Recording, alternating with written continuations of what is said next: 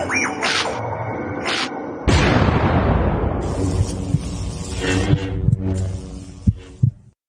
day, colleagues. I'm Karen Vosloo, and it's my pleasure to welcome you to this Load Research Chapter presentation. Our speaker, Prof Simon Bartlett, will share some issues that Australia is experiencing on its transition to renewables that could be good lessons for us in South Africa. Simon is a power system engineer, and he's got a huge number of experience in the Australian network. And not only Australia, he's been working in Australia, Europe, and Canada. His experience includes planning, design, construction, system operation, asset management, regulation, you name it. He can actually introduce himself a little more, but he held the Australian Chair of Transmission at the University of Queensland, and he was also the COO of PowerLink Queensland.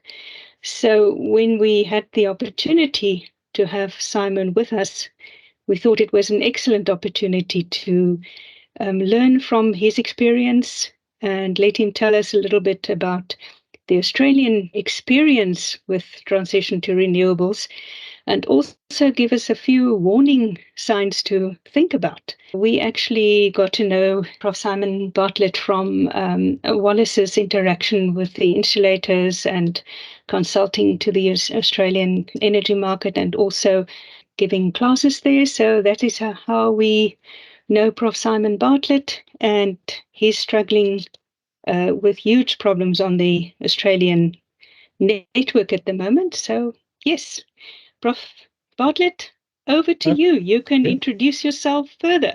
Thank you.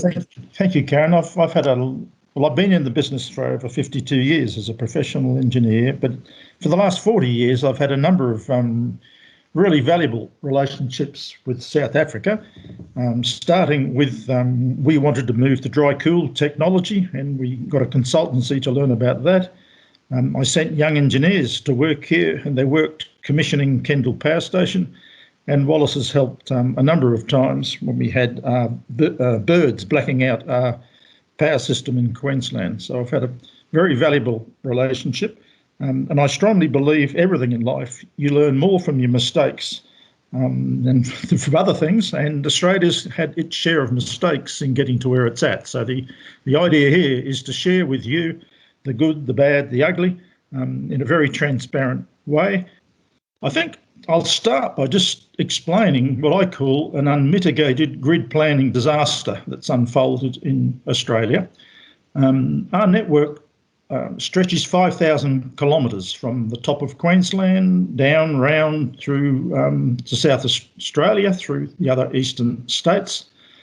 It's a concoction of voltages in transmission: 110, 132, 220, 275, 330, 500, in many places running in parallel, which you can imagine the pain that can cause.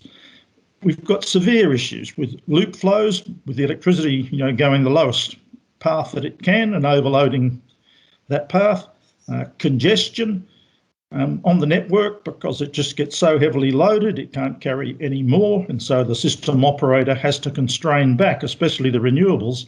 Some of our renewables are wasting more than 50% of the renewable energy they're capable of producing, just because the grid is so congested.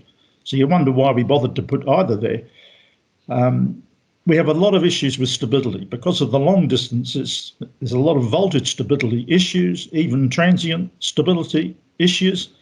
And now in weaker parts of the system, where we're getting a lot of renewables with inverters, we're getting sub-synchronous resonance of those systems, so that the operator has been frightened out of their life with these undamped oscillations of the voltages and currents on the grid, and had to constrain off the renewables yet again.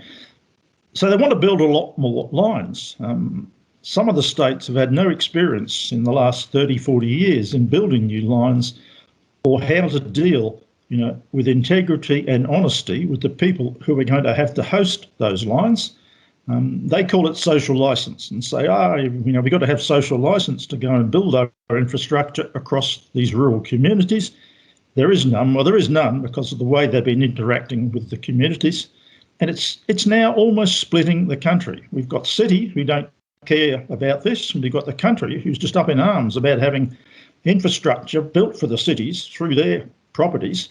They're even building in national parks, beautiful national parks, iconic national parks, putting, twin double circuit overhead lines, clearing the, up to a 200 metre wide through these pristine national parks. The network they're planning, it's effectively 3,000 kilometres of single 500 kV lines. They're double circuit lines, but just a single line. And in many cases, there's almost no backup. Running parallel to those lines, there's just a single 220 kV line. So if they did have a double circuit outage, there's no way in the world that they're going to avoid a cascading collapse and lose the lot. I call it a single point of failure. It's like there's at least 6,000 double circuit towers on this supergrid. If any of those come down or has a severe lightning strike, or if some saboteur goes in and removes the bolts, as they have done a few times, we'll lose the lot.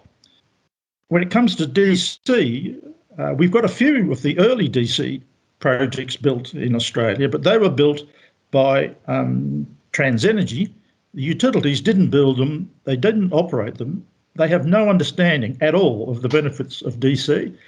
They've had to build DC to connect to the island of Tasmania, but here they are building a supergrid to integrate renewables, but totally denying the benefits of HVDC. So we're in a bit of a mess when it comes to our network, the way it is and the way it's planned. So this here is a bit of a diagram of, so this is the 500 kV black backbone, I call it, that they're planning between Sydney and Melbourne, which is about 900 kilometres from Sydney to Melbourne. Well, they started sensibly saying, we'll go the quickest route, the most direct route, and head down through the Snowy Mountains scheme down to Melbourne. That's about 900 kilometres if they'd have gone that way. But they met with a lot of opposition from the community who kept saying, not here, mate, go over there. So they found the further west they went, the less the opposition was. And you go further west in Australia, it gets pretty sparse, the countryside. So at the moment, they've now got the route going via this western direction. It's about 1,300 kilometres to the west. So they've added effectively 400 kilometres. They've only now just started to get competitive tenders. I'm not sure how competitive they were to build the first of these 500 kV projects. It's costing about $13.5 million per kilometre. So the extra 400 kilometres at that rate is going to be equivalent to about 70 billion rand because they've moved it further west. But it's not just a financial issue. Because it's so much longer, the impedance is so much greater. So there's terrible load sharing between the existing interconnection, which runs down here, and this new interconnection, to the stage where the new interconnection is only going to add about 1,350 megawatts to the transfer capacity. So they've spent an extra 70 billion rand, but made the interconnection, the new one, virtually useless. Had they instead invested those funds, they could have undergrounded down the coastal route using DC for less money than the cost of the route they're now going based on these latest costs. So it would have been cheaper. They would have got 2,000 megawatts out of a DC system, a standard DC system, instead of 1,300. They wouldn't have experienced anything like the delays if they'd have undergrounded down existing easements. They'd have none of the weather risks that you get with overhead. So it's not a good plan, what's going on here. In fact, I call it a reckless plan. Like I've been saying, the national planner to the transmission companies, well, what's going to happen when this tower or any of these towers come down? And we've had a lot of experience, and so has Eskom, with severe lightning taking out both circuits, wildfires passing under the lines, taking out both circuits, flood damage, sabotage, destructive winds, which could take it down. There's been 233 transmission towers collapsed in Australia and New Zealand since 1957, and that included 7 500 kV towers where they very nearly froze one of Australia's alumina refineries. And so I thought, well, maybe through the work I've done over the years and thinking about this, I could just set down some fundamental principles for how you should go about planning a network when you're trying to integrate large amounts of renewables, because I think every one of these rules we've broken in Australia. I think you guys are a bit cleverer than us and more experienced, but anyway, I thought I'd just put them down and see what you think about these. But the golden rule in planning is always locate your generation as close as you can to the load centres so that you don't build transmission unnecessarily unless you've got a good reason. And of course, if you're chasing really good renewables, you may have to go a bit further away from the cities than otherwise required. But if you're doing that, don't just go into it saying, well, we've got to go there because the renewables are better, because that might have a lot of disadvantages too. And definitely not 1,000 kilometres away from the load centres when there's good renewable resources much closer. And in Australia, they want to locate the renewables down in Tasmania, up in North Queensland, across in South Australia, miles away from at the extremities of the grid. They want to build the renewables where there's either no transmission or very weak transmission, when there's other renewable resources, maybe not as good, but it's a second order effect. The sun still shines, the wind still blows. It's going to cost you the same to build that infrastructure wherever you build it. But they've just gone into it looking for solely looking for the best renewable resources and not weighing up these other issues. There's a lot of talk in Australia. Like everyone says, if you're going to go intermittent renewables, you've got to have energy storage, which of course is correct. You don't with nuclear or gas, but anyway, if you want to go renewables, you need to have energy storage. They're fixated on hydroelectric pump storage. I've worked half my life in hydro pump storage, but hydro pump storage, there's a lot of risk, construction risk, geotechnical risk, very long lead times, the costs always blow out, and often they're in very remote areas. They create a lot of environmental damage, let's face it, whereas the technology for large-scale batteries is coming on almost every week. So you could locate large batteries, 4 to 8 hours. Don't let anyone tell you you need more than 8 hours storage in any of this, not in pump storage, not in anything, but locate them out near the solar farms. If you do that, they'll just mop up the surplus renewable without it being spilled. And then when the sun goes down, then you can use the same transmission grid to bring that power down to the load centres. They're way better than pump storage. And I've done some simple back of the envelope sums and showed that they're much, much more effective and cheaper, you name it, than the big pump storage schemes being proposed around Australia. Now, the other thing is, I think we all know, you guys would know especially because you're working more at the distribution end of the business, that the renewables must connect to 132 kV, 220 kV, but definitely not connect straight on to the 400 kV or I've said 735, I think your network is 765 grid. That's just so expensive and unnecessary. That's the main grid. It's not for the renewables to connect to. Really, those voltages, 400, 765 AC and HVDC, they are competitors for the long distance high capacity transmission, and that's how they should be viewed. They are not there for connecting to renewables partway along those lines. And the DC technology has just come ahead in leaps and bounds. And like some of the jargon is VSC, voltage source converters, MMC, multi-something converters. It's a far better option than the AC options in almost every aspect. I did a bit of thinking about just some basic guiding principles for a transmission planner when planning networks, and because you can never predict the future. All you can do is build as best you can and provide flexibility to accommodate the future as it turns up, which you can never foresee, even 10 years ahead nowadays. And there's a technique called hub and spoke. It's been used in telecommunications, the airlines, railways, road systems for more than 50 years.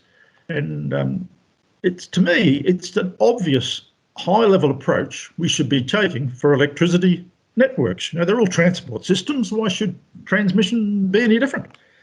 And the concept, I'd just like to lead it through. I presented this to the International SAIEE Planning Committee a month ago and got some incredible discussion and engagement on the way. And a lot of them said, wow, we were applying that, but didn't even realise we were applying it in the North Sea, down in Brazil, you name it.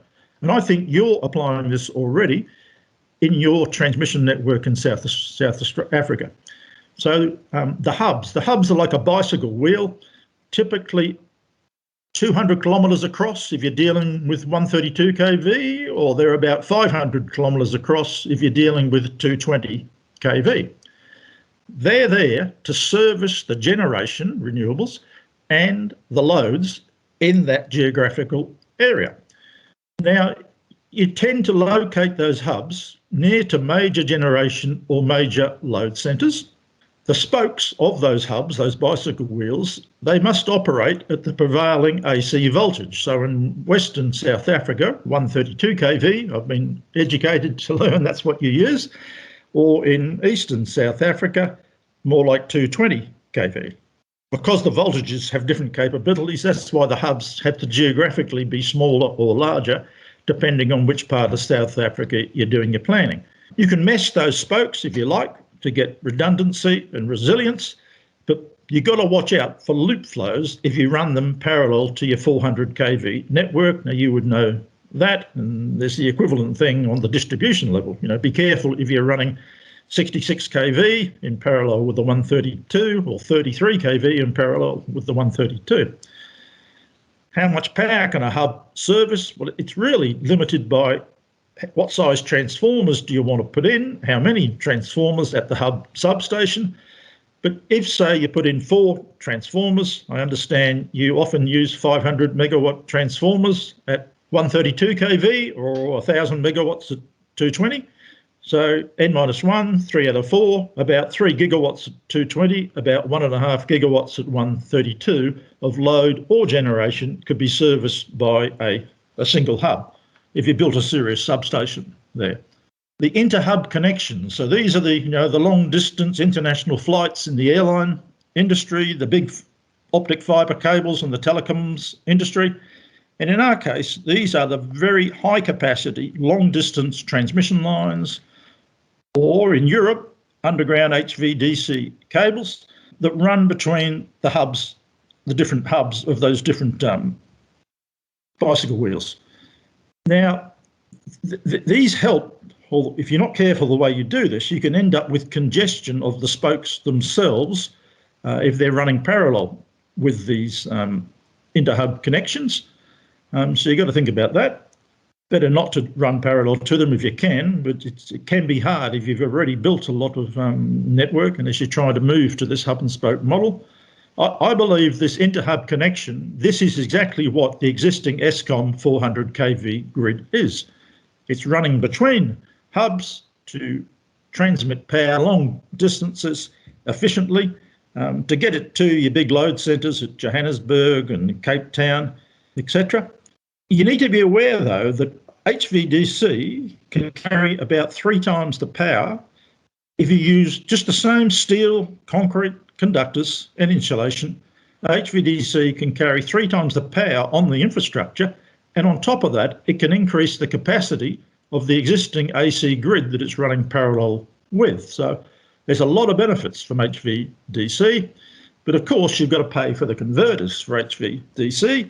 So it's best to run it a long way. I reckon at least 500 kilometres with current technology and costs, and that will justify the cost of the inverters to move from AC to DC and DC to AC at the other end. So the DC needs to run at least 500 kilometres, let's say, but that's roughly the inter-hub distance if you're using 220 kV for your hubs, using 400 kV.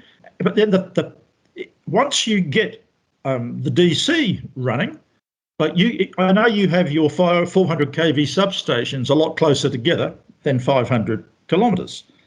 But if you run your DC at least 500 kilometres, like run it from Cape Town through to Johannesburg, and by doing that, the distance is over 1,000 kilometres, so it's clearly economic than doing AC, but at the same time, you can use it to offload the existing 400 kV grid so that it can then carry a lot more power.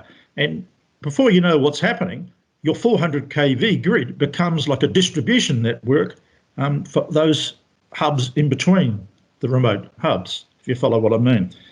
We must have resilient networks, and that's one of the huge failings that's happened in Australia. They've forgotten about resilience, reliability, security.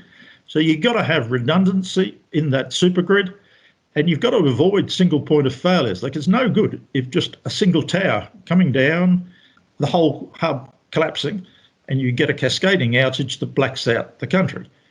And that means you've got to have some sufficient, I call it emergency capacity, in the networks running parallel to the supergrid, so that if you are unlucky enough to lose both circuits, that's if you're silly enough to build double circuit towers on your supergrid, the system will hold together and not collapse.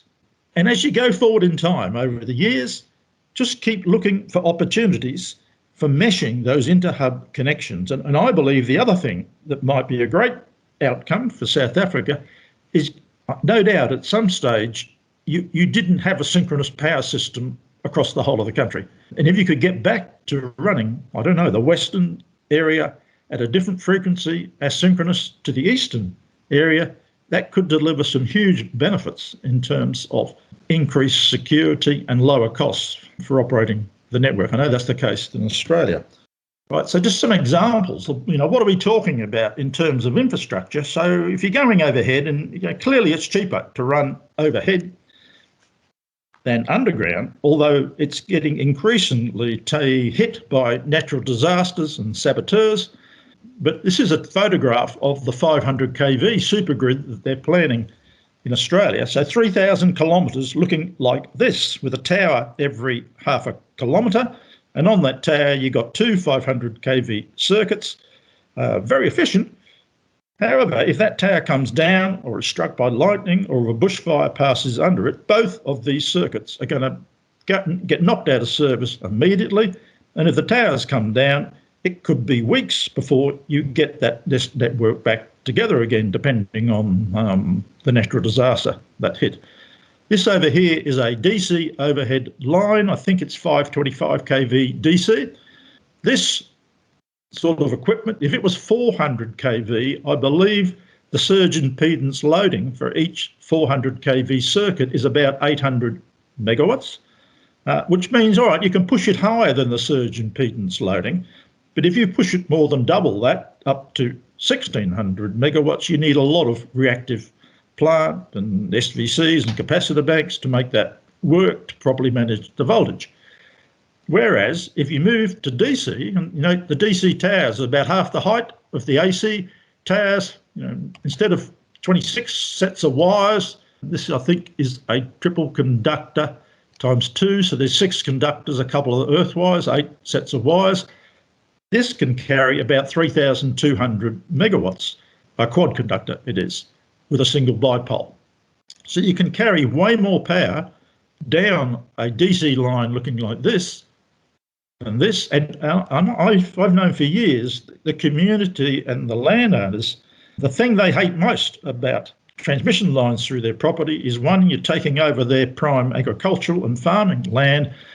But these things look bloody dreadful. These towers they're planning in Australia are about 80 metres high. Like, you can see those towers from 10, 20 kilometres away, whereas the visual impact is in proportion to the square of the height of the tower. So if you can build the towers half the height, then you're going to reduce the visual impacts to about a quarter of what they would have been using AC towers like that. So they have much lower environmental impacts, carry a lot more power, a lot cheaper, other than the fact you've got to pay for the converter stations. So it's really worth looking at. And DC has a lot of other advantage. There's no problems with voltage management, voltage stability, transient stability. If you've got people worried about electromagnetic fields, which you and I know they shouldn't be all that worried about, but they needn't worry if it's DC. So there's a lot of benefits even in overhead DC. And over here, so this is a diagram provided by Eurocable. I think they provide about 90% of the underground DC cables across Europe, which is now crisscrossed with DC lines. And they typically run 2 bipoles in a trench about a metre or so below the surface of the ground. You can use the area above it for farming. You can't plant trees, of course. Ideally, I think they should have left 5 metres in between in case one of those cables fails, so they can easily get in and repair one without having to turn the other one off. But very low environmental impacts other than the fact that you are digging a trench, which could cause some issues in itself.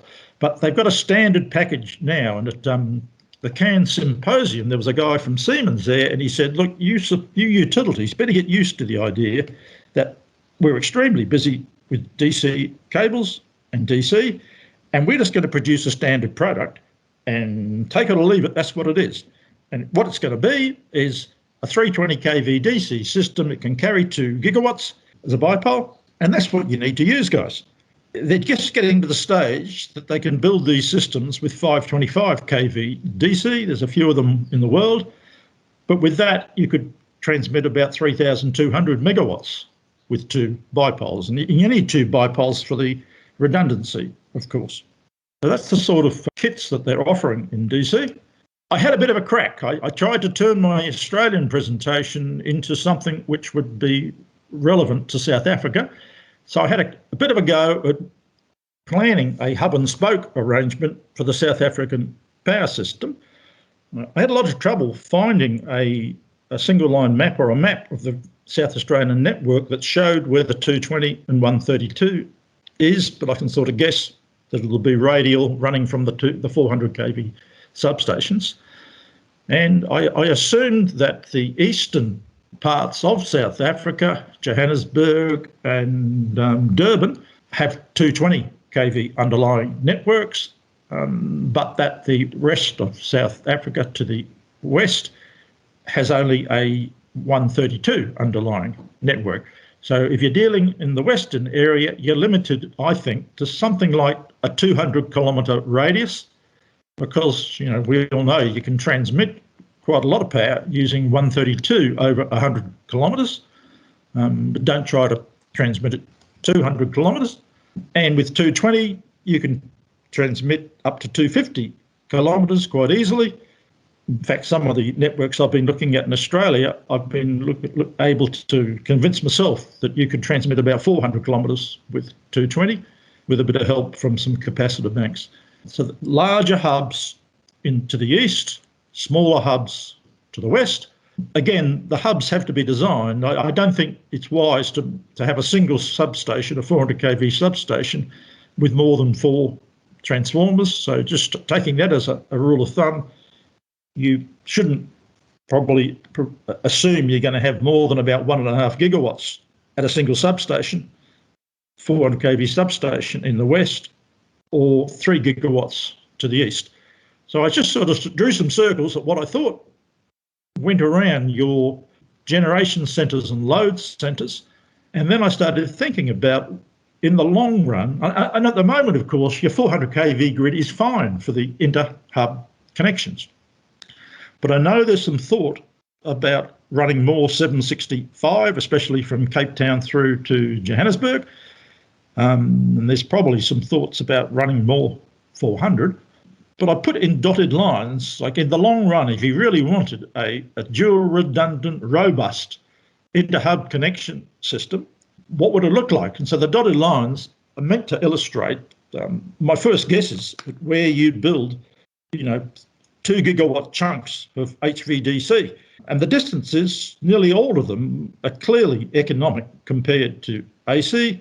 The one from Cape Town up to the northwest may be a tad short. Looks like it's about 400 to 500 kilometres, but that's still pretty decent. And you'll find that with all the other benefits of DC, that would be economic. And besides, DC offers a lot of other advantages. And the other thing is you can always underground it. I think undergrounding DC compared to overhead DC is about 2 to 3 times the cost all up. But that can easily be justified compared to running AC. Like, of course, you can't underground 400 kV AC for more than 20 kilometres or so. Like, with that sort of network, ultimately, if you aimed for that, I think you'd find you won't need anything like as many new 400 kV AC or 765 kV AC lines as you currently think. I think you'll find that this, taking it into consideration over the longer term, is economic compared to developing a purely AC inter-hub transmission network. Of course, you'll have to strengthen your 132 and your 220 networks to service the renewables in some of those zones, because that's what they want to connect at. That's what you need to run to these hub centre points, connected through the transformers to the inter-hub networks. If you're going to move with wind and solar, intermittent resources, of course you're going to need energy storage. The best thing, I believe, is batteries, 4 to 8 hour batteries, located near the solar farms in those hub renewable energy zones, because that way, particularly solar, you can store the energy rather than, you can't transmit solar energy over the peaks. There's no point, because you probably can't use it when it gets to the load centre anyway, because there's a glut of solar. But if you store it there in batteries, wait for the sun to go down, those grids will then be very lightly loaded, so you can then run the power, discharge the batteries and run it down to the load centre then. And you'll find that's a lot of benefits in that, because that'll keep the load up on those long distance lines. There's nothing worse than a lightly loaded long distance AC line, DCs, all right? But I'm convinced that energy storage, you're much better off using batteries. Particularly, there's some new technologies coming online, vanadium flow batteries, that you can cycle them indefinitely. You can recycle the materials. They have lower costs over about 3 hours, virtually indefinite lives. So there's a lot of advantages. The Chinese are doing a lot of really good research with vanadium flow batteries. I'm a fellow of the Academy of Engineering, and I work closely with the Academy of Science in China, and they've been sending me some of the stuff they're doing and what they're proposing to do. And I think, watch this space, vanadium flow batteries, especially getting out there at the distribution sort of levels near the renewables, will be the way we find the technology goes. And as I said, long-term objective could be to operate the Western and Eastern networks asynchronously. All right, so that completes what I gave to the SAIEE conference in Cairns, but I thought there's a few topics which should really appeal to Eskom people, especially Eskom people who are working at the distribution end of the business. And one thing is that rooftop PV. Like rooftop PV, everyone thinks that's the way to go. Why not make the electricity right near the load centre? And they're right. But you've got to control it. You can't just let it run out of control. And that's what Australia has done big time. We've got the highest penetration of rooftop solar in the world. Quite a lot of suburbs have 70% of the houses in some suburbs have rooftop solar on their roofs, and they can put up to 10 kilowatts on their roof with unrestricted exports into the distribution network. And of course, that backfeeds into the transmission networks. That could be 10 times the power that those networks were designed for them to take. A typical distribution network in Australia is designed for 3 kilowatts per household. They're not designed to take 10 kilowatts fed back into that network. We've got reverse power flow at the connection point between the distribution networks and the transmission networks, which is bound to be 132 kV. It could even be 275. 220 kV, the power's flowing backwards into the transmission network. So that means instead of your transmission network delivering power to the distribution network, it's having to transmit the power back the other way. There's already, the whole state of South Australia has zero net load on the grid. No power being carried by the transmission network, and every state is rapidly heading to the same situation. Now that is terrible, in my view. Not only do you overload the distribution networks, but you get severe overvoltages on the transmission networks, because you can't run high voltage transmission with virtually no load on it. They just generate reactive power and overvoltages. And of course, that can damage equipment on the network. Why did this happen? Well, it's being driven by the politicians. So they love the idea of supporting rooftop solar because they see that that's what the people who are going to vote for them want, and they've offered the most insane subsidies. So if in Australia, if you want to put a solar PV system on your roof, including the inverter, the government will pay about 50% of the capital cost up front, and wait for it, on top of that, if you can export power into the grid, you can get payment of up to R7 a kilowatt hour. Like, that's huge. And in one state, my home state of Queensland, they guaranteed that for 20 years. So, of course, people have just gone in their flocks to put rooftop solar on the roof. The more the better, because if you can export, it'll even help pay the remaining cost of it. I think we've got severe issues. Most of these inverters are made in China. We're not sure what the settings on those inverters were in terms of under-frequency over-voltages of the network. So there's a risk, and you don't often get the chance to try it. But if we have a severe under-frequency of the power system, if we have a lot of over-voltage on the network, there's a risk that heaps of those could trip out. So suddenly we could lose gigawatts of generation at the distribution end of the network, which would be pretty bad for the network. We've tried to set new standards to prohibit that from happening. We've tried to run some tests, but it's hard to test for under frequency or over voltage because of the how the hell do you get under frequency unless you're just short of power? So I think that is a major risk of rooftop power, especially when you let it run out of control, as has happened in Australia. I understand from Karen that you're far more sensible and controlled in your approach to rooftop power, which is great. The duck curve, I heard you mention the duck curve, and so I thought that's probably a good thing to talk about. And I said, well, how do you manage the duck curve with discipline? Or don't do it the way Australia has done, because it is totally undisciplined. That's an example there of the state of Victoria 2 years ago. It was the day of minimum demand on the network, 2021. It's only the rooftop solar, so it doesn't include the large grid-connected solar, but just the rooftop solar in Victoria. And Victoria doesn't have as high a penetration of rooftop solar as Queensland or South Australia. Half of the load in the middle of the day was being supplied by rooftop solar. The remaining half, I reckon there's a pretty good chance that the remaining half was being supplied by the large-scale grid-connected solar. So there's almost no load left in Victoria on that day for, other plant, which is able to be dispatched, like coal-fired, gas-fired plant, to operate. So the coal-fired plant gets forced back to its minimum loads. Often it gets forced totally offline. Like the way the market works in Australia, when a day like that happens, the price, the wholesale price for electricity goes negative. It can go negative up to about 8,000 Rand a megawatt hour. It's meant to be, sending a market signal to incentivise the generations to back off, get offline if you can. Because we need this, because the solar is totally uncontrolled. Like, they cannot control what comes out of the rooftop solar.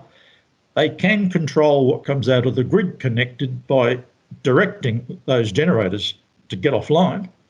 But there's a lot of pressure, and it's been happening for years, and it's getting worse every year on the coal-fired stations, because they can't run down below about 30-40% load because of the way they are.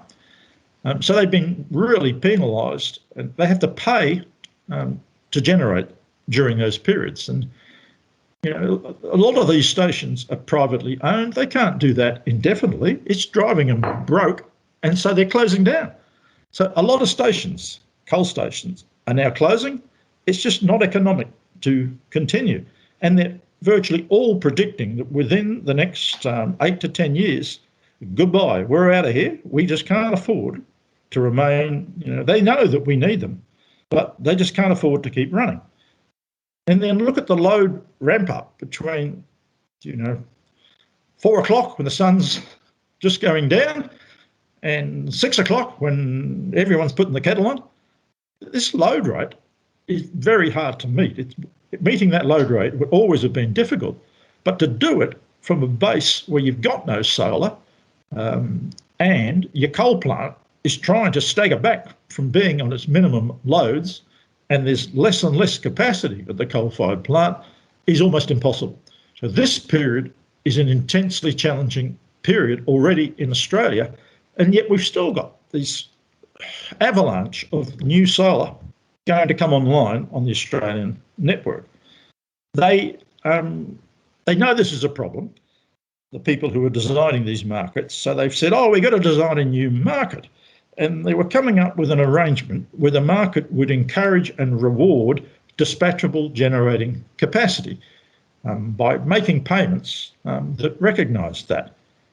However, all of the huge pressure, I call it the green vote. So those who vote who favour green outcomes but don't understand what those green outcomes will do to the grid, they've said, no, you can't give that incentive to a coal-fired, gas-fired station. They're bad guys.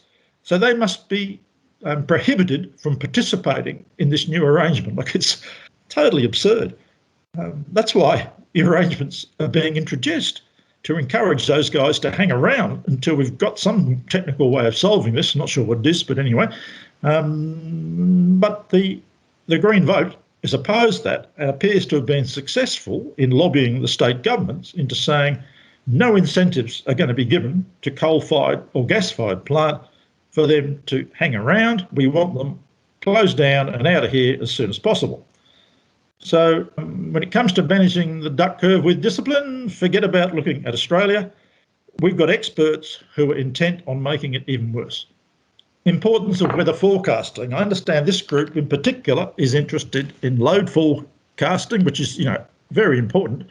But thinking about the fact that all of our generation is going to come from the weather, wind and solar, it's not just load forecasting. You've got to also consider the weather when thinking about the variability and the output likely to come from your generation source. So you're going to cop it both ways. Variability in the demand and variability in the generation due to weather. So, like every country, very unpredictable and variable, that the changes in temperature and wind, very hard to forecast. I think if you could forecast that, you wouldn't be a weather forecaster, you'd be dabbling on the stock exchange. The customer demand in Australia can easily triple, particularly in states without a lot of manufacturing consistent load base, those which are largely domestic and commercial. The demand can easily triple due to air conditioning and space heating, air conditioning in summer, space heating in winter. And a 3 times increase in demand is crippling for any power system, let alone one which is relying on renewables. And this is compounded by that shortage of dispatchable generation, the duck curve, causing that huge ramp rate at the end of the day, each day. I believe that long-term weather forecasting is even more important than short-term forecasting, because I'm sure and I know that the renewables, over the long haul, they're also weather dependent. I've been doing a fair bit of research into El Nino weather, and it means in Australia you can have no PV, you can have no wind gen power for extended periods during winter, lasting months and months. So you can have simultaneous, they call them wind droughts and solar droughts, occurring across the whole country virtually for extended periods. There's a bit of a diagram here. This is research by a group who were using cuts off coral to trend or look at the correlation with the Southern Oscillation Index, which is a measure of El Nino and El Nino events over the last 400 years. And they found extremely good correlation. They found that the likelihood of El Nino events originating in the Central Pacific has increased by a factor of 10 in the last, since the Industrial Revolution period has really been pumping a lot of CO2 into the atmosphere. So, and it means we've had much more severe El Nino events, and El Nino events are the ones that are causing no wind, no solar. So it's going to get worse. No PV, no wind power means your energy storages, your batteries and your pump storage will be empty within a very short period of time. All that transmission that you've built to your renewables and to your energy storage is totally useless. You're only left with gas-fired generation and nuclear.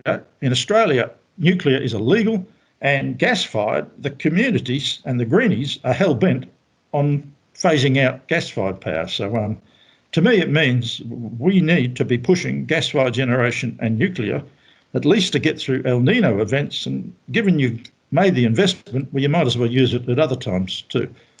Electricity markets. I understand you're starting to think about electricity markets.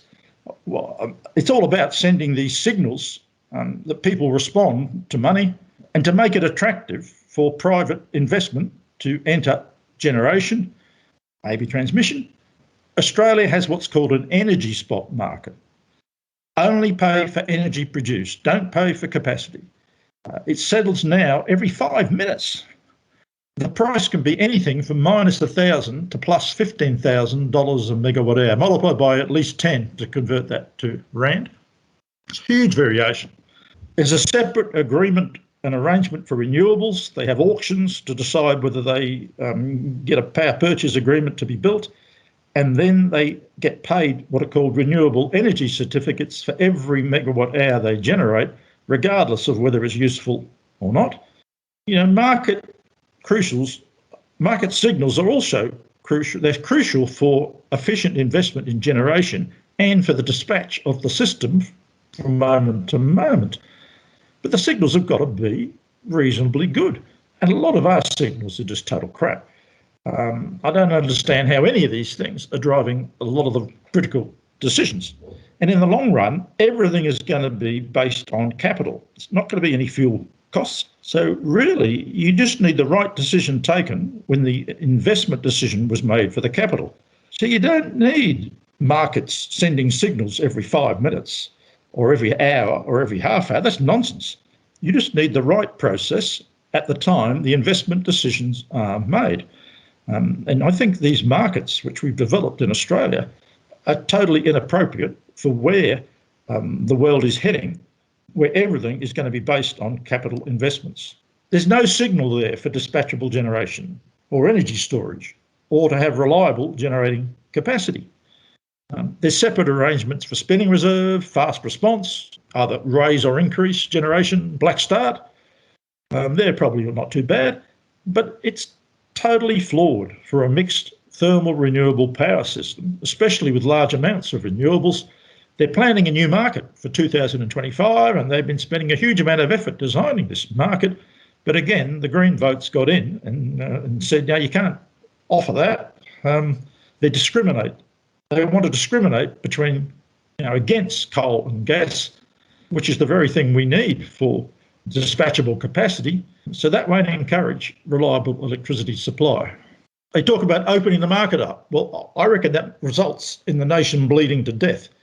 Margaret Thatcher in 1990 introduced this idea, all to attract private investment into all sorts of industry, including electricity supply. It got spread to private ownership of transmission and distribution. Then you had to have a grid code. Then you have to have a regulator. It's been operating 25 years in Australia. We've now privatised 70% of the transmission, distribution, generation infrastructure. But using profit to incentivise investment and operation, I believe that's just totally incompatible with the provision of essential services for the community.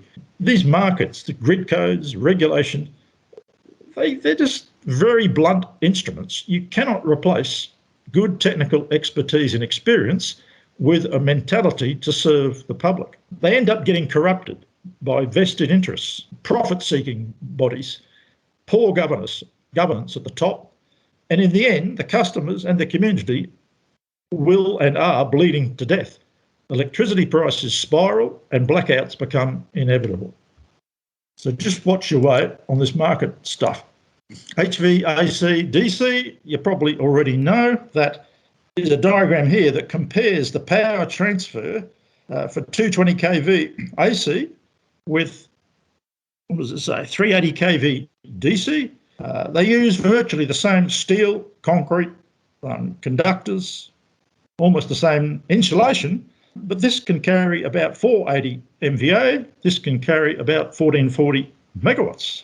So And this is the diagram here. The Chinese, for the Winter Olympics for Beijing, built and operate a new DC system with DC circuit breakers. It's a meshed DC network. The lines are at most about 180 kilometres long. Like when I saw that, I said, wow, we've all heard of the War of the Currents that Westinghouse and Edison raged in the States in the late 1880s, early 1800s. And everyone thought that AC won, but has it? I think that we're seeing a resurgence of DC, especially for long distance transmission. I'm not trying to say that AC has no role. No, they both have an essential role in the power system of the future. Spiralling electricity price, the politicians love to say, renewable power is free, the sun doesn't send you a bill, neither does the wind. Oh yeah, but you still got to pay the capital. And this is just showing the weighted average price in Australia, the different colours of the different states. They love to compete between the states over the last, it's roughly over the last 20 years since the national market was introduced. It sort of sat about the same. It started to creep up. The last few years, it's just spiraled, skyrocketed. And since 2021, it's got much worse. So we're seeing spiralling increases in electricity prices. They'll always give you excuses. They'll blame the war in Ukraine.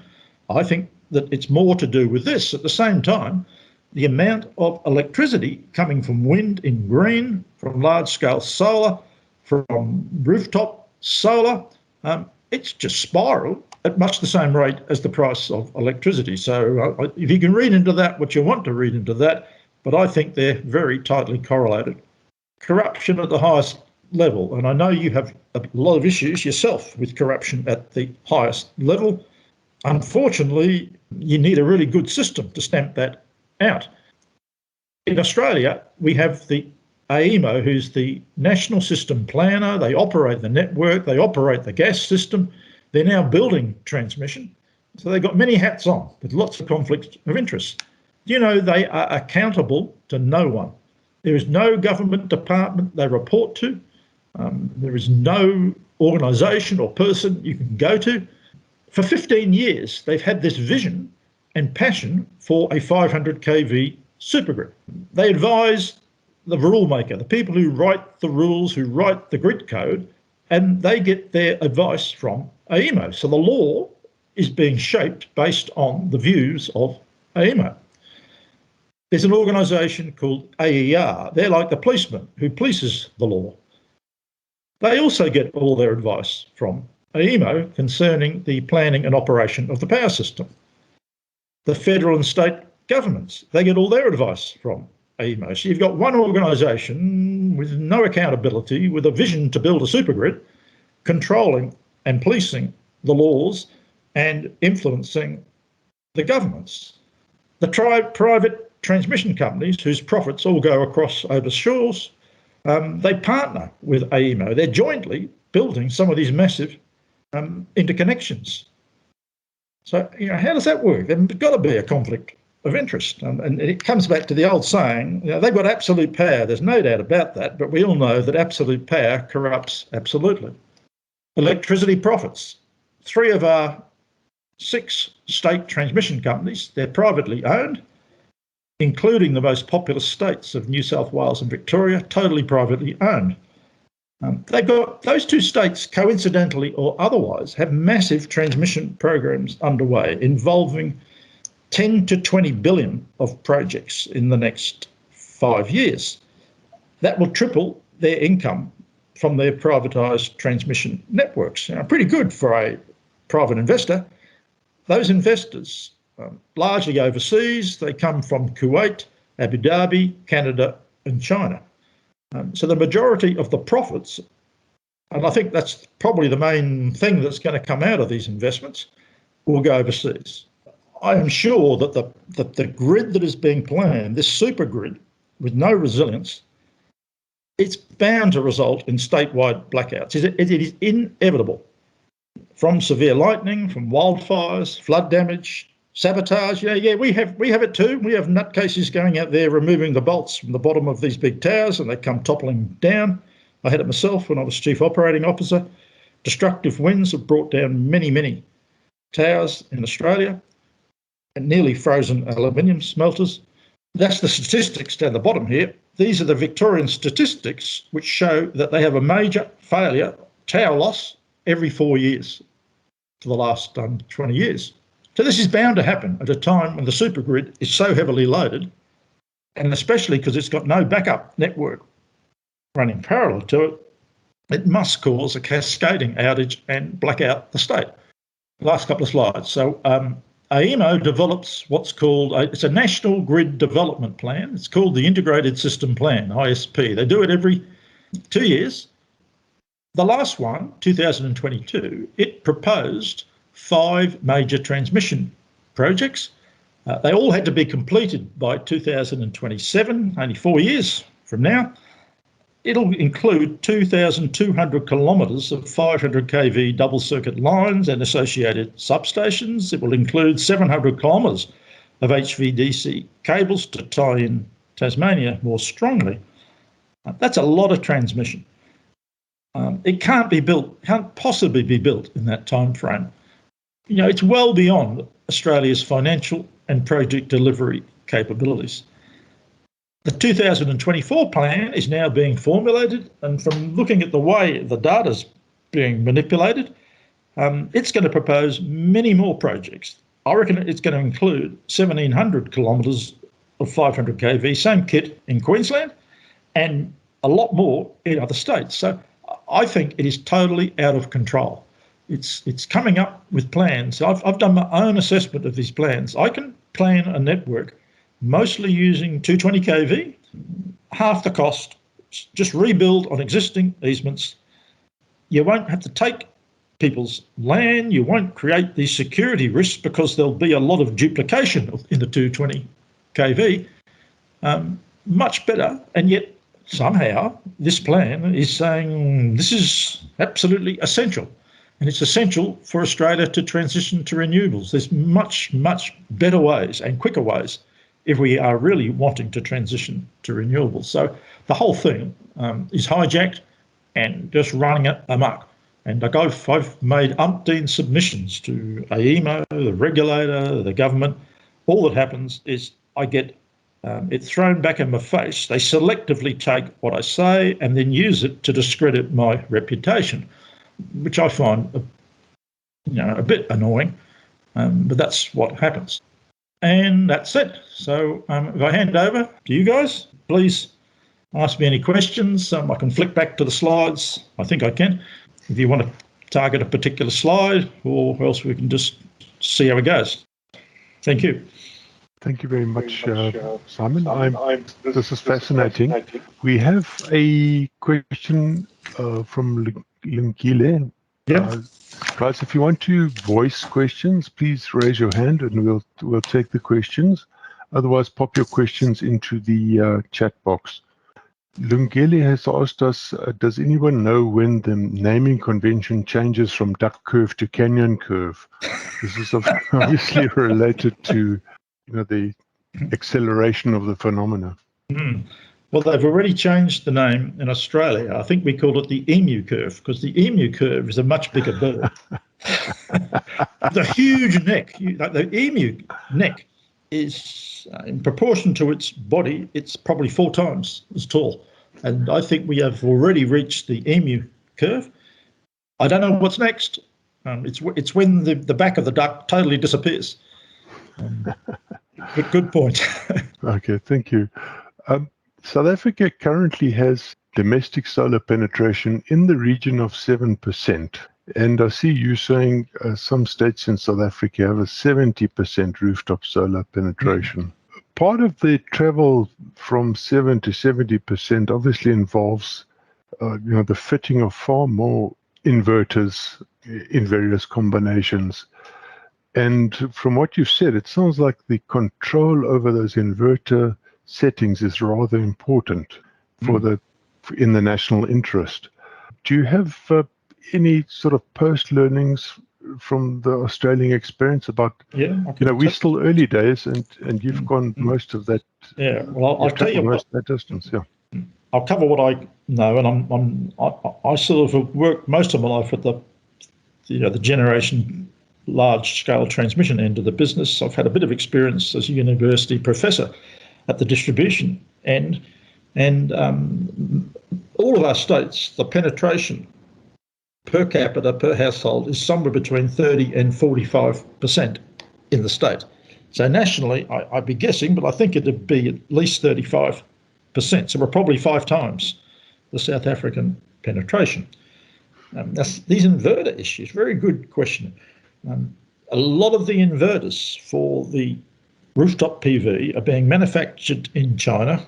Probably 85, 90% of them are manufactured in China. And the quality is basically designed to be competitive in the market, so it's as cheap as they can get, and so that it will last the warranty period.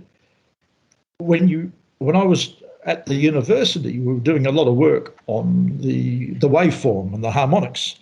And I also participated, and I was really lucky to participate in a SAIEE working group that was leading the world and looking at inverters in general, generating high frequency harmonics, and that those harmonics would tend to oscillate, or what do you call it, resonate across the power system with other inverters, and between them cause subsynchronous resonance. In other words, that the overall voltage and current would oscillate at a frequency below the synchronous 50 hertz frequency, typically 20 hertz, but it would be totally undamped.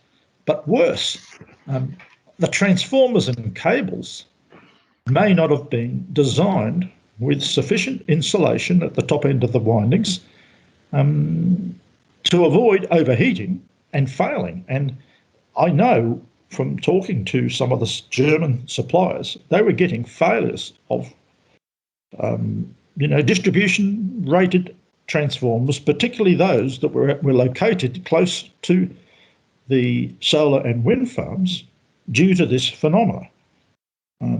And when we discussed it in the working group, we decided, well, this could spread to cables. So, the harmonics do not travel too far, but they could easily damage the transformers, the capacitor banks, the cables in closer proximity to those inverters. The same must be true of the distribution network. In Australia, luckily, most of our distribution network is overhead. Some of the new suburbs are underground cables. I imagine the transformers, the distribution transformers, are pretty robust, but I'm not aware that we're having failures of distribution transformers. But I do know in Australia we've had unexplained failures of transformers, especially those close to the wind and solar farms. And I believe that that is quite likely to be due to these harmonics from the inverters. Now, was that answer the questions? I think so. So I think, quality control of the inverters is important, but this whole issue of the inverters generating harmonics and the harmonics themselves damaging insulation on the power system is very serious, as you could well appreciate. And the other issue of subsynchronous resonance, no doubt that is an outcome. We've got subsynchronous resonance like there's no tomorrow, especially in the weaker parts of the power system where there isn't the system strength and fault levels, and where there's a lot of solar especially going in. And it's got so serious that the system operators have just had to turn those renewable generators offline, just tell them to get off. The only solution they're coming up with at the moment is very expensive, and that is to install synchronous generation, what do you call it, condensers, to try to increase the fault level and damp out the harmonics. And that's a very expensive solution. We're now starting to experiment with grid-forming inverters on battery banks, which certainly sounds like a great solution. It can provide real power, reactive power, bloody expensive, and it can generate in a near perfect sinusoidal wave. So that sounds like it's a good solution coming along, very expensive at this stage. But the trouble with all new technology is there's always a downside, and you don't know what it is until you've had it in service for quite some time. I can show you the scars. But it's just, we seem to keep moving from one problem to another problem. We're moving very fast in the world with some of these technologies. It's a bit like wind turbines, and they've now discovered a very serious problem with the mechanical failure of the bearings, especially because they've pushed the size and weights of these wind turbines way too far, too fast. They don't know what it is, but it's very serious, for your main bearings to be failing, which is wandering off the topic. So does that answer the question about inverters? Well, that's the best I can do, I'm afraid. Yes. So I haven't got a lot of experience. Thank you. I was thinking if we have still a factor 5 to go in South Africa, now would be the time to assert standards over the inverter technologies. Oh yeah, sorry, I missed that point. Head off a future. Yeah, because we were quite concerned that they might all trip if the frequency dropped or the voltage grew, and so we did introduce a standard to be an Australian standard for these inverters, household inverters, that they must not trip unless the frequency has got down below about 46.5 hertz, I think it is, something like that, or the voltage has got over, I don't know, 1.1 per unit. So we have introduced a standard. So that should be available online, the Australian standard for these inverters. But you're right, that's essential to introduce something like that. Thanks. Two things there is the recharge rates after outages, and then the last one is how you exert centralized control over the behavior of the inverters. In other words, communication. If any. Yes. I'm not convinced that you need, centralised control is a good one. There's the system operator is now introducing a new arrangement. They've yet to have it enforced by law that they can control the generation of the distributed PV, the rooftop PV, so that they can back it off if they need it to be reduced, because at the moment it's totally uncontrollable. And that's met with some fairly serious opposition from the people who are investing. And they're saying, hey, hold it, we're the ones who paid for this solar PV. We're the ones who, it's on our rooftops. And we're the ones who can get income out of it. And here you are wanting to have control so that we don't get the benefit of our investment. Please bugger off. So I don't know what the outcome's going to be, but I agree that it's essential to have some coordinated control. Now, how they're going to do that, I suppose they must be planning to use some form of telecommunication network, whether it's 3G, 4G, to communicate with the inverters. I'm not across the detail of that. Well, certainly there is a word of warning here that this can cause stranded assets at different levels. And that's worth thinking about. We have a hands up from Justice Chiota. Justice, you had a question if you'd like to pop it in? Hi, Marcus. And thanks again, Simon, for the great presentation. I think my question actually has been answered. It was relating to the control and coordination of inverters, and I think you do mention that currently also, these resources are mostly uncontrollable. But maybe I can just extend the question on the visibility aspect. How are you certain about the installed capacity? Do you enforce registration what kind of good question. how you get to know about the installed capacity? Because definitely this is important for various planning aspects here. Yeah. Well, because the government offers these huge payments and cross subsidies and discounts if you install rooftop PV or batteries, they have a very good database.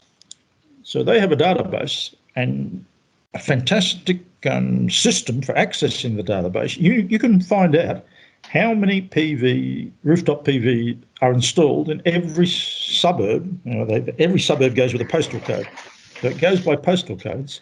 So you can find out how much rooftop PV there is, the capacity of those PVs, blah, blah, blah, blah, blah.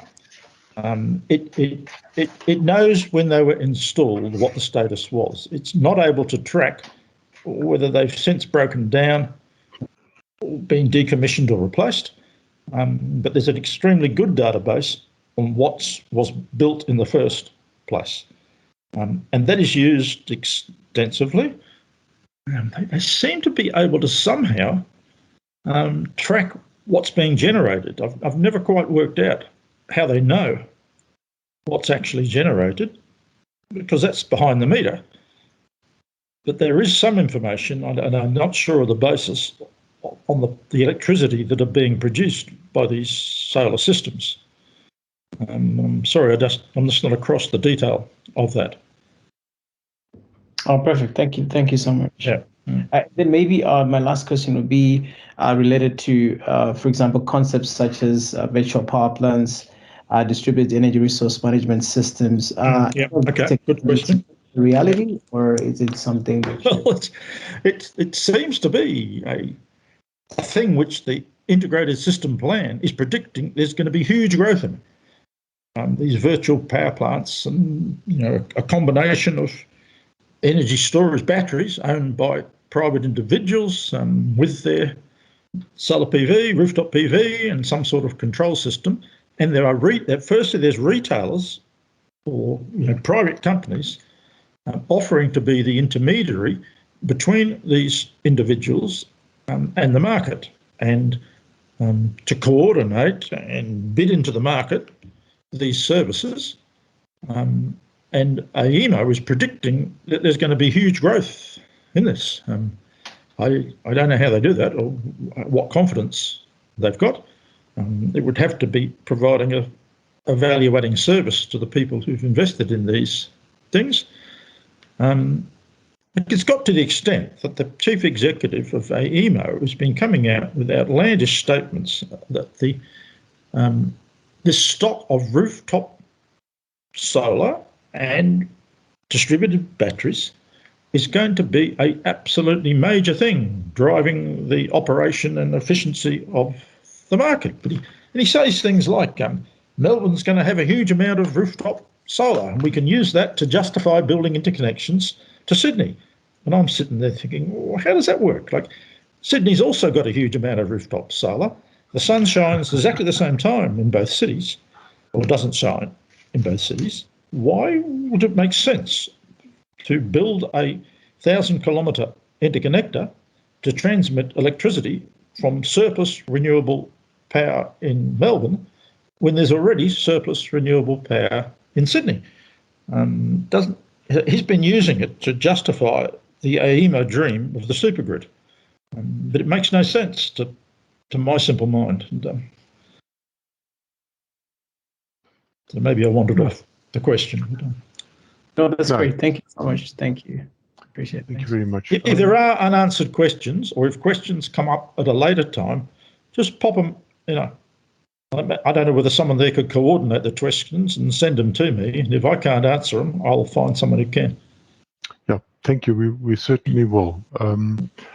I have a question from Wayne Kitching. He says the speaker mentioned a feed-in tariff for solar PV of R7 per kilowatt hour. I guess that's a lot of conversion. For context, what is the normal domestic tariff for consumption in Australia?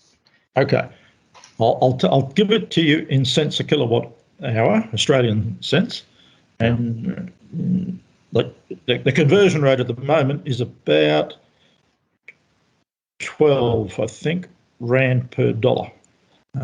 So a typical house is paying about 25 to 30 cents per kilowatt hour on the standard tariff. They may get a bit of a discount if they have what's called an off-peak control of their consumption. And typically, the feed-in tariff, when these rooftop solar were first introduced, and I know in Queensland, they offered an outrageous payment of 55 cents a kilowatt hour, more than double the rate that the electricity that was used was being paid for. And they guaranteed that rate would continue for 20 years as long as you didn't change ownership of the rooftop PV. If you sold your house, well, the deal disappeared. So those people who were lucky enough to have signed up for that have basically got a 20-year agreement to be paid that rate. They're not allowed to increase the capacity of their rooftop PV or the deal falls away. They're not allowed to use batteries because that would be cheating. But if they just leave it as it is, they'll continue to get 55 cents a kilowatt hour. I think some might have even got 60 for the next 20 years. The current rate, you can get, if you shop around, 15 cents a kilowatt hour. I've got a little tiny rooftop PV on my holiday shack, and I'm only getting about 8 cents a kilowatt hour because I can only deal with the local distribution company. I can't deal with some of these retailers who are offering much better rates. So at the moment, it's somewhere between 8 and 15, but those who signed up in the earlier days, it's as much as 60. And that compares with about 25 to 30 for buying electricity. Most of them pay for what you export. And that's all they can meter anyway. So typically they'll have a separate meter on your... How does that work? Or maybe they're metering export and they're metering import. And when you I think it's your net export. If most people connect the solar PV behind the meter to their own house, so that, and they have a meter that can measure export as well as measuring import, and if you export, you get paid that rate. Some of the retailers say you can export up to 10 kilowatt hours a day, and this is the rate. If you export more than 10 kilowatt hours, this is the rate. And if you export more than so much, you'll get nothing. Okay, so a block style tariff based on levels. They're not required to pay anything towards the distribution network, but what they have been doing is increasing they have a fixed charge, which used to be meant to pay for your meter and the meter reader. That keeps increasing by incredible rates every year. I think they're just trying to get these people. So there's obviously an incentive to raise the fixed rates and lock in. But to me, this is an inequitable, discriminatory arrangement, very much to the disadvantage of the poorer people in Australian society, especially those who are renting, who can't put PV on their owner's roof or live in apartments. But especially, the poor single mums who are just struggling as it is, and their electricity rates are going up about easily 20% a year, maybe more. It can be 20% every 6 months, and they've got no way to benefit in these cross-subsidy arrangements. Yeah. In fact, they are the ones who are paying for the network used by the rooftop solar people who are using the network to export it for nothing. I just think it is just... This is the problem with blunt hammers, isn't it? Un-Australian. It's interesting, your ratio between the domestic tariff, the typical domestic tariff, and the feed-in rate is finally sort of roughly the same levels as what we're starting to see in South Africa, almost a factor 2. That brings the question of incentives to mind. What you said is that be careful of market incentives. They must be carefully designed so that you attract the attributes that you're actually incentivizing and not some other behaviors. And you need to send the right signal at the right time. To your knowledge, is there some way that these incentives are being accurately modeled? Is there any development in that, predicting what the market will do? Is there any sophistication in that modeling which has come along in the last decade or so?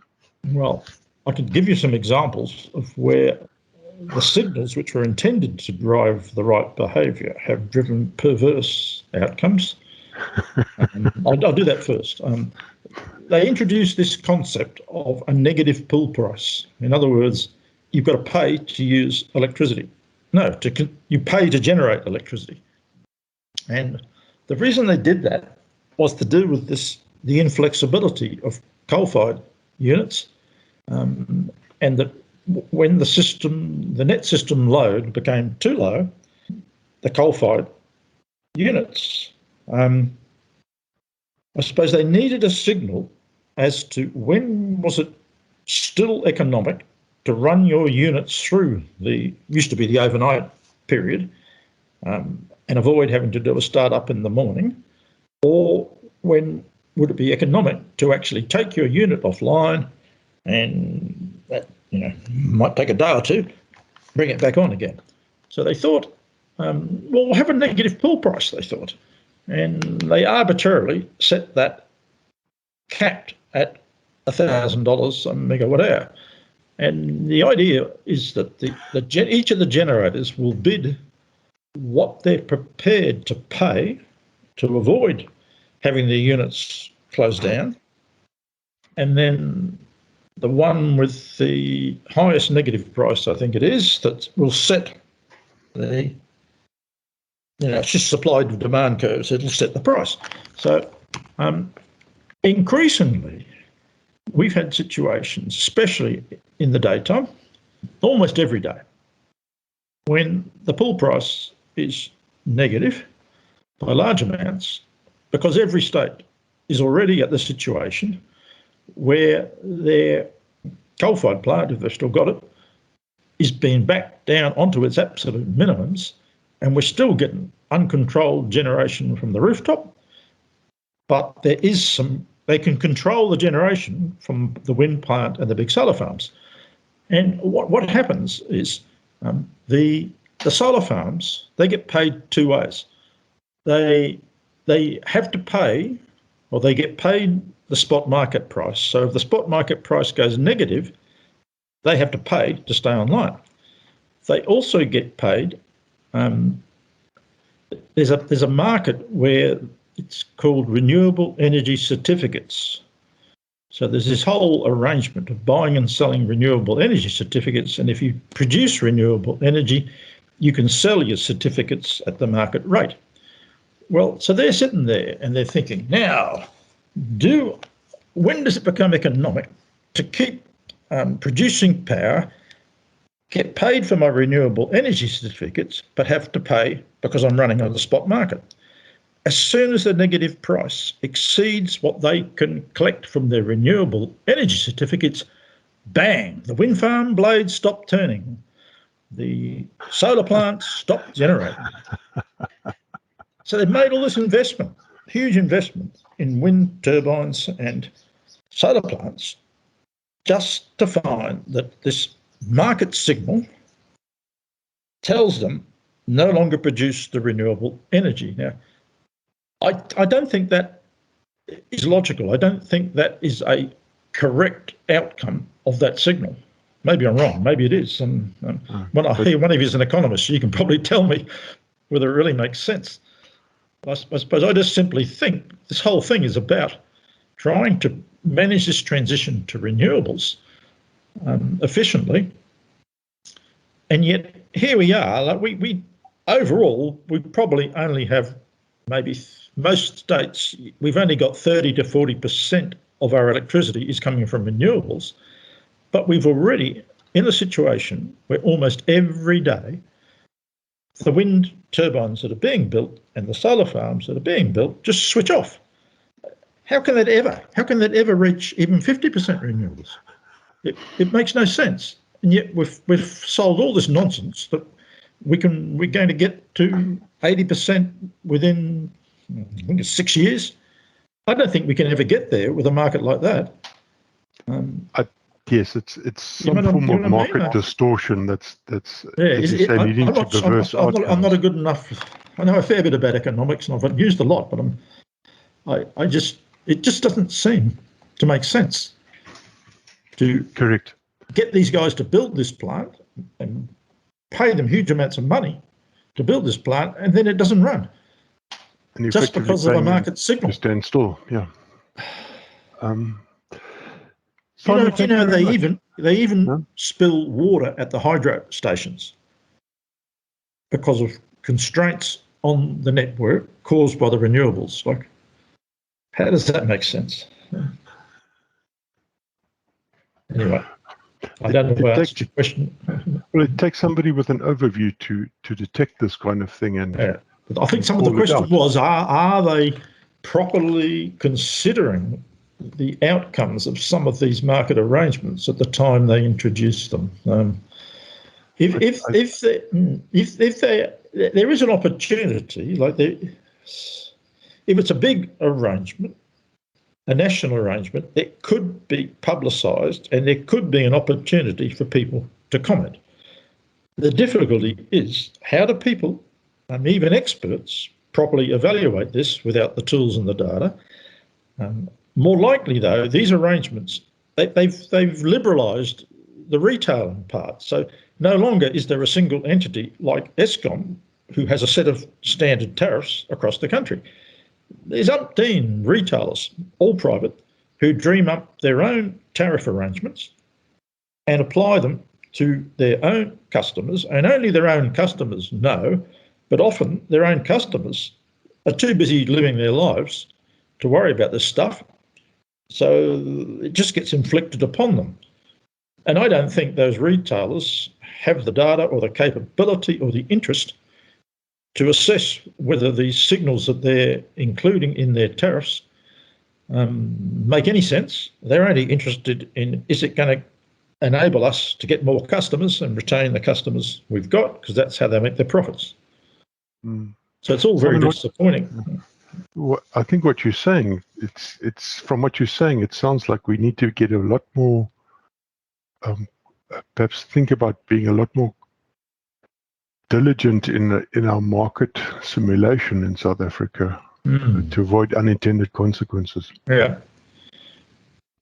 You see, I think the risk you face is that your government will see an opportunity to take the retail function, the meter reading and the billing role of Eskom away from Eskom, package it and sell it to an international company, so they can add a 25% margin on the price of electricity, fleece the public, and make a big profit. And that's exactly what happened in Queensland. I was temporarily, I was head of the government. I was Director General of the Energy Department in Queensland for a couple of months, and it coincided with a decision about to be taken to to strip the retail functions off the government-owned distribution companies, Ergon and Energex, and to package it up, call bids and sell it off to private companies. And the minister, who I had a great respect for, he had a great respect for me, said, "Simon, can you please have a look at this? I'm being told that this is going to reduce the price of electricity. It doesn't seem to make sense to him." And he said, "Can you have a look at it and tell me what you think?" And I had a look at it, and what I found was gobsmacking. Of course, it was no basis at all for saying it was going to reduce the price of electricity. It has to increase the price of electricity, because the distribution companies were charging nothing for that function. It was just the cost of a meter reader and sending a bill out. They weren't making a profit out of that part of their business. But as soon as you privatise it, they whack a 10 to 20% margin service charge, yeah, on the price of electricity and get away with it. And they're not going to be more efficient than the big utilities, because the big utilities have got huge economies of scale, and these guys don't. But it just... Simon, I need to draw this to a close now. If I can, thank you very much for your presentation. It's, I think, been insightful, and it has alerted us to several things we need to watch for in South Africa. The subsynchronous resonance thing, the perverse market incentives, possibly something to do with the standards of equipment that we need to be watching on the way and managing better. Yeah, so thank you very much for my pleasure. And it just repays some of the help I've been given over the years from South Africa. We've got some excellent engineers. We have some excellent South African engineers in our country doing a fantastic job. They once were colleagues, and we appreciate that.